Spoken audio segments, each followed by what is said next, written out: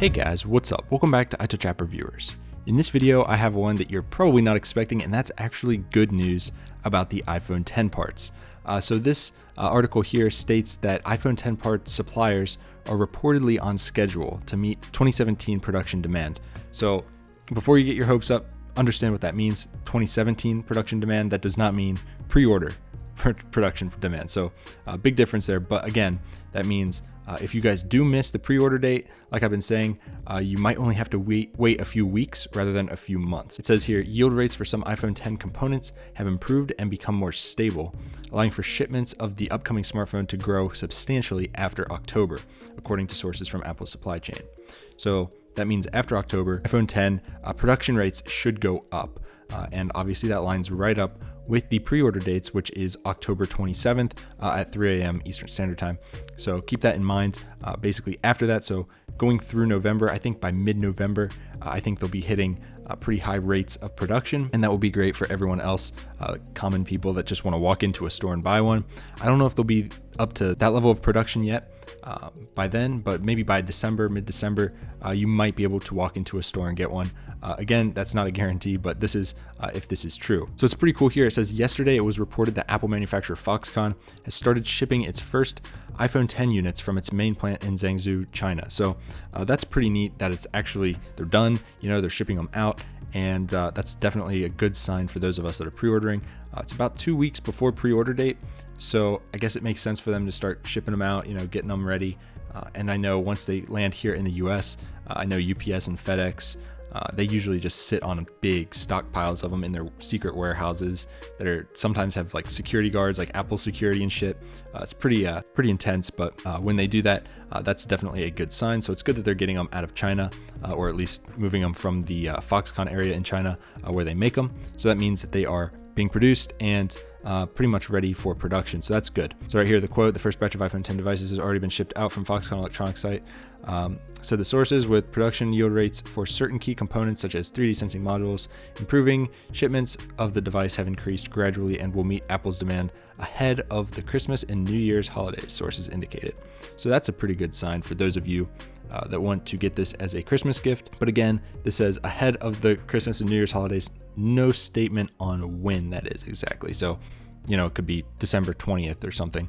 But again, it's good to hear nonetheless, because we were reporting before it would be a little bit into 2018. So this is pulling back a couple months, which is great. DigiTimes quoted sources at analog IC vendors who said that chip deliveries for the iPhone 10 have been on schedule up to now, with orders fulfilled on time for the device in the third quarter. Now, the same sources claimed that they were not aware of any production delays or shipment cutbacks, contradicting media reports and analyst claims of supply issues, particularly with respect to the tricky-to-manufacture 3D sensing modules used in Apple's new True Depth camera. So they're basically contradicting every single thing that we reported on this channel, pretty much, that all the other analysts like Ming-Chi Kuo were reporting on, which is kind of weird. DigiTimes has a decent track record, so does Ming-Chi Kuo, so it's kind of hard to know who to listen to here. But again, it's good news nonetheless that they're saying that there weren't ever any delays there, but I don't know.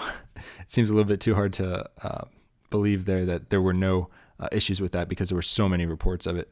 But who knows? Hard to say, but they are claiming that there were no delays in any of that.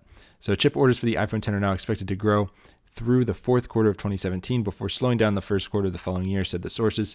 This makes sense with what we stated previously in one of our other videos. Q1 and Q2 of 2017 are going to have very low or lower iPhone 10 demands and sales, simply because people are going to just hold off by then and wait for the iPhone 11 or whatever the hell they release next. So just keep that in mind.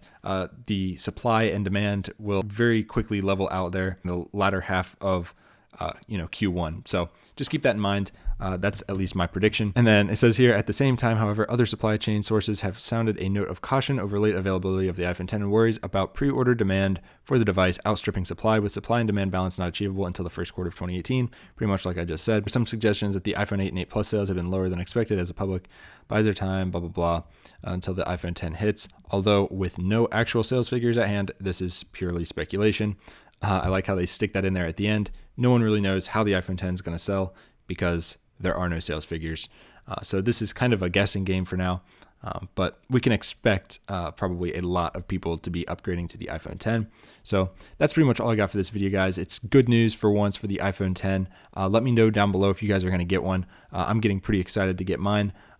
Again, pretty set on silver, 256 gig, but we'll have to see. But that's probably what I'll get. So that's all I got for this video, guys. If you liked it, hit it with a big thumbs up and subscribe. I'm the only tech YouTuber, at least that I know of, that's making daily uploads on iPhone 10 news and Apple news in general. So be sure to subscribe, stay tuned, and I will see you guys in the next one.